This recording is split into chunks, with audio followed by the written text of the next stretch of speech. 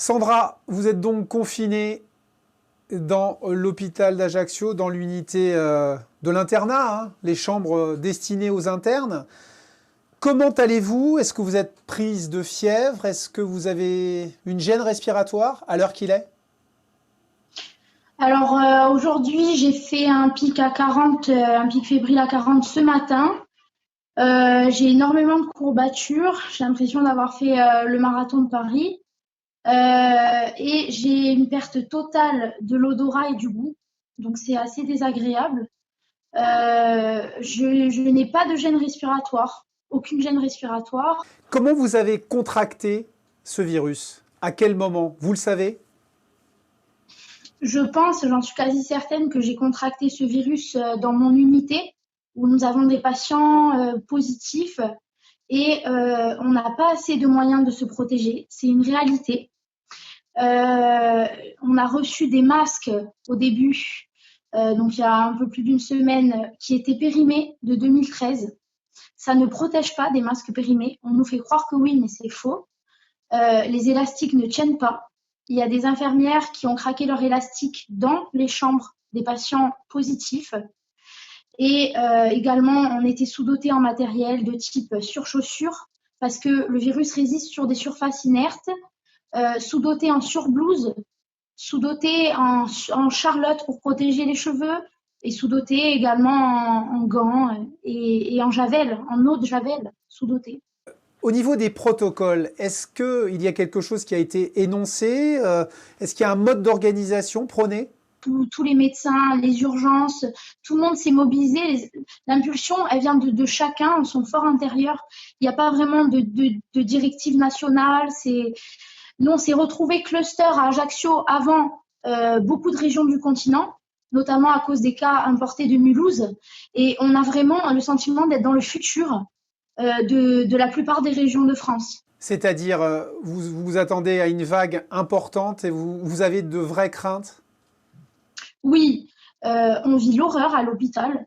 On vit l'horreur et vraiment, je sais pas combien de temps on va tenir. Et le confinement, c'est pas un message, c'est pas un message pour embêter les gens. C'est un message qui va nous aider à sauver des vies littéralement. Est-ce que vous redoutez aussi à Ajaccio, en Corse en général, de devoir faire des choix quant à vos patients? Bien sûr qu'on redoute de faire des choix et on se sent totalement impuissant. C'est vraiment très très difficile de se dire qu'on en vient à être obligé d'accompagner des gens pour qu'ils s'en aillent dignement. Ils sont loin de leurs proches. On a essayé, on a de nous-mêmes, on a doté les patients de téléphones pour qu'ils puissent appeler une dernière fois leurs proches. C'est une situation qui est dramatique pour un soignant. C'est vraiment difficile d'aider les gens à dire adieu. C'est quelque chose que je ne pensais pas vivre et je commence à peine ma carrière, mais je pense que même les plus anciens ne pensaient pas vivre ça un jour. Est-ce qu'il y aura la place, est-ce qu'il y aura les moyens de traiter tout le monde? Euh, la réanimation d'Ajaccio, littéralement, casse des murs. Ils cassent des murs pour faire des lits de réanimation. La salle de réveil du bloc opératoire est devenue une réanimation. On fait tout ici pour sauver des vies.